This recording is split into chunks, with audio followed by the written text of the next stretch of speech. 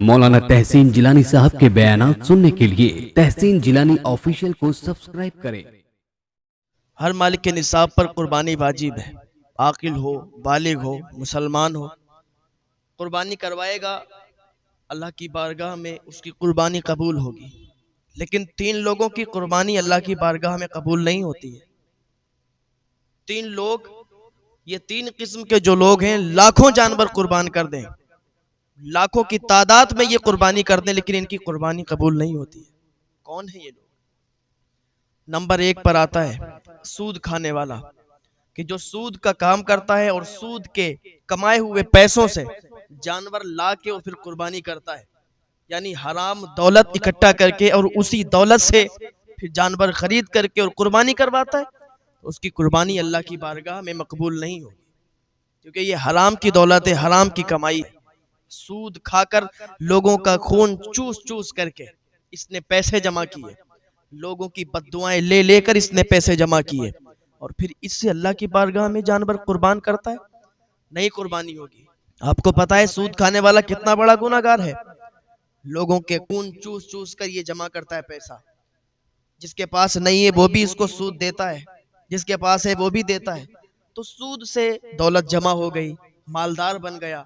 اب اللہ کی بارگاہ میں لاکھوں جانور قربان کر دے، اس کی قربانی اللہ کے یہاں مانی نہیں جائے گی۔ سود کھاتے ہیں جو لوگ، کہ قیامت کے دن ان سے سوال ہوگا اور ان کے پیٹ اتنے موٹے کر دیے جائیں گے، اتنے بڑھا دیے جائیں گے جیسے بڑے بڑے مکان، ان کی قبروں میں سانپ اور بچھوؤں کو چھوڑ دیا جائے گا۔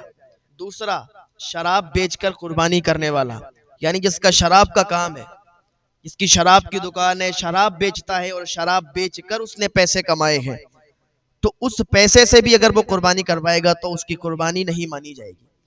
جوا کھیل کر کوئی پیسہ کماتا ہے، کوئی سٹے پہ پیسہ کماتا ہے، یا الگ الگ طریقے سے حرام کمائی سے جو پیسے کماتا ہے اور اس کمائی سے قربانی کرواتا ہے، تو اس کی قربانی بھی قبول نہیں ہوگی۔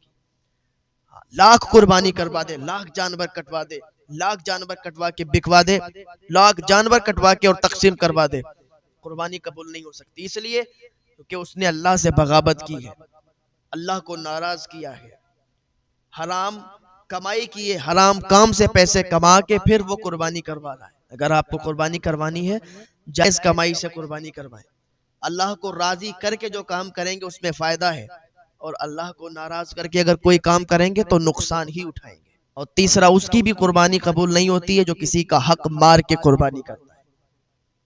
لوگوں کا قرض آ رہا ہے، لاکھوں روپیہ لوگوں کا دبا کے بیٹھا ہے اور لوگوں کو پیسے دے نہیں رہا، لوگ اپنا حق مانگ رہے ہیں اور اس نے ان کو جھٹلا دیا کہ بھائی تمہارا میرے پاس کچھ بھی نہیں ہے، تو اس کی بھی قربانی قبول نہیں ہوگی، کیونکہ اس نے لوگوں کا حق مارا ہے۔ ایک ہوتا ہے حقوق اللہ اور ایک حقوق العباد، تو جو حقوق اللہ کے تحت جو کام ہوتا ہے، یعنی جو اللہ کا حق ہے، تو اللہ ہو سکتا ہے کہ معاف کر دے، اللہ کی رحمت جوش میں آ جائے تو ہو سکتا ہے اللہ معاف کر دے، لیکن جو حقوق العباد ہوتا ہے وہ معاف نہیں ہوتا ہے۔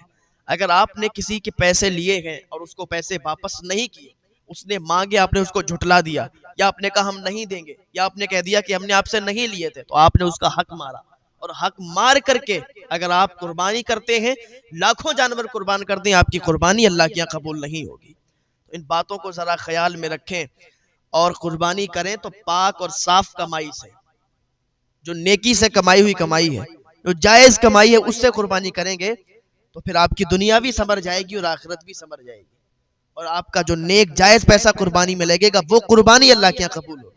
اگر کسی نے ایک جانور خریدا ہے اور اس میں 7 حصے لیے ہیں، 7 حصے ڈالے ہیں، 7 پتی ڈالی ہیں، تو اگر کسی ایک کا بھی ایمان ڈگمگایا، یعنی کسی ایک نے بھی سوچا کہ مجھے اتنا گوشت مل جائے، یا کسی ایک نے بھی سوچا کہ مجھے کلیجی مل جائے، مجھے یہ چیز مل جائے، مجھے پائے مل جائیں، تو پھر کسی کی بھی قربانی قبول نہیں ہوگی، 6 لوگوں کی بھی قربانی قبول نہیں ہوگی۔ اگر ایک کا بھی ایمان ڈگمگا گیا، ایک کی بھی نیت خراب ہو گئی کہ مجھے یہ چیز مل جائے، تو پھر 7 کی قربانی رد ہو جائے گی، 7 کی قربانی قبول نہیں ہوگی۔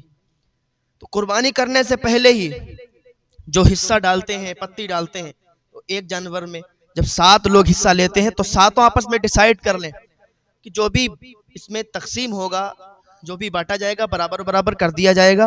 کوئی بھی اپنی نیت خراب نہ کرے کہ مجھے وہ چاہیے مجھے وہ چاہیے، اس سے قربانی قبول نہیں ہوگی. ایک بات یاد رکھیں. ہاں، جب پتی ڈالا کریں، حصہ ڈالا کریں، تو یہ بات ذرا خیال میں رکھا کریں کہ اپنی نیت کو سنبھالے رہنا، ورنہ قربانی قبول نہیں ہوگی. سر یہ دیکھ گیا کہ جب قربانی کا ٹائم آتا ہے تو پھر اگر 7 لوگوں نے پتی ڈالی ہے تو ایک تو اس میں یہ بھی کہتے ہیں کہ بھائی مجھے پائے دے دینا، دوسرا کہتا نہیں بھائی مجھے کلیجی نکال دینا. ایسا کچھ بھی نہیں ہو سکتا. اگر ایسا کسی نے بھی کہہ دیا تو پھر قربانی قبول نہیں ہوگی.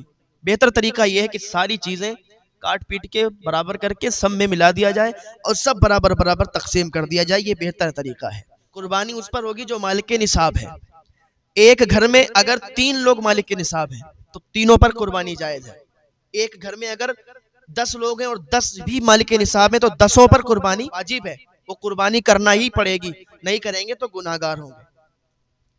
بہت سے لوگ کیا کرتے ہیں ہمارے گاؤں دیہات یا شہر میں بھی، بہت سے لوگ یہ کہتے ہیں کہ اس سال ہم والد صاحب کے نام کروا دے رہے ہیں، یا اس سال ہم حضور صلی اللہ علیہ وسلم کے نام کروا دے رہے ہیں، اگلے سال اپنے نام کروائیں گے، یا اگلے سال امی کے نام کروائیں گے، کسی کے نام.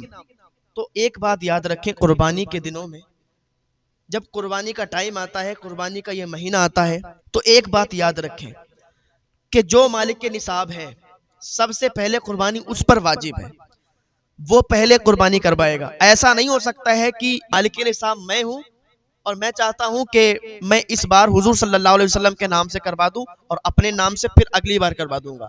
ایسا نہیں ہے. اگر ایسا آپ نے کر دیا کہ آپ مالک نصاب ہیں اور قربانی کسی اور کے نام کر رہے ہیں تو آپ گناہگار ہوں گے. قربانی تو وہ ہو جائے گی جس کے نام آپ کروا رہے ہیں، ثواب بھی مل جائے گا، لیکن آپ کے ذمے ابھی باقی رہے گی، آپ کی یہ پوری نہیں ہوگی. تو جو مالک نصاب ہے پہلے وہ اپنے نام کرے گا، اور اگر استطاعت رکھتا ہے تو پھر دوسرے کے نام سے بھی کر سکتا ہے. قربانی کا مسئلہ الگ ہے تھوڑا، اور زکوٰۃ کا مسئلہ الگ ہے.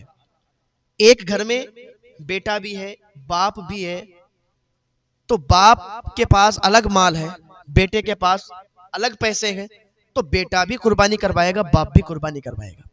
ماں بھی اگر مالک نصاب ہے تو ماں بھی قربانی کروائے گی، ماں کی طرف سے بھی قربانی ہوگی. مالک نصاب کون ہوتا ہے؟ کہ جس کے پاس 7.5 تولہ سونا یا 52.5 تولہ چاندی، یا پھر اس کی رقم اتنی رقم ہو، یا پھر ایسا ہو کہ کچھ سونا ہے اور کچھ چاندی ہے، کہ دونوں ملا کے وہ 52.5 تولہ چاندی کی قیمت بن رہی ہے.